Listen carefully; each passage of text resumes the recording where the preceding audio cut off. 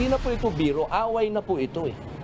Away na po ito ng mataas na kapulungan at ng malaking kapulungan. Huwag po kayong maniniwala kapag sinasabing walang away. Hindi po meron. Ako na po nagsasabi sa inyo. Nagiging dahilan ng hindi pagkakaunawaan ang hindi malinaw na proseso sa pagboto ng mga mambabatas sa pagbabago ng saligang batas. Dito nag-ugat ang inihaing petisyon ni Senator Robin Padilla sa Supreme Court kaninang umaga.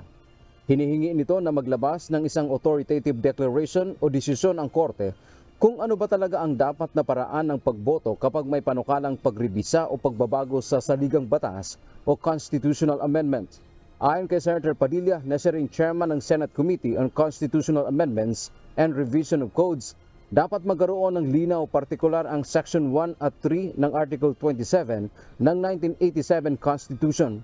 Ano ba niya ang tamang interpretasyon o intensyon ng probisyon? Voting jointly o separately ba ang gagawin ng mga miyembro ng dalawang kapulungan ng Kongreso o ng Senado at House of Representatives? Dagdag pa nito, nagkaroon na ng away hinggil sa isyong ito tulad na lamang ng lumutang ang usapin ng People's Initiative. Naniniwala ang senador na tanging ang Korte Suprema lamang ang makapagbibigay ng linaw sa isyong ito.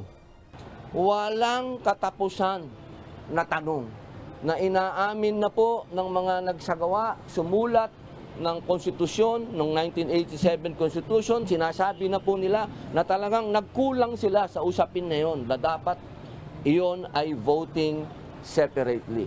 Nakikiusap po tayo sa mataas na hukuman na iresolba na po nila itong away na ito.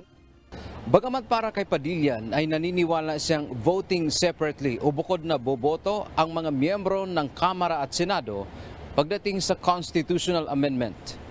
Labagaan niya sa principle of bicameralism kung jointly ang botohan dahil 24 lang ang mga senador at tiyak na talo sila sa bilang ng mga kongresista na nasa mahigit 300. Gusto nila, boboto kami ng iisa. Paano naman yung 24 na senador sa 300 mahigit? Talo naman po yung boto. Hindi po makatarungan. Dapat po sabihin po, i-order po, desisyonan po ng Supreme Court na voting separately. Dante Amento, UNTV, News and Rescue. Diyos ang aming sandigan, serbisyo publiko ang aming pinahahalagahan.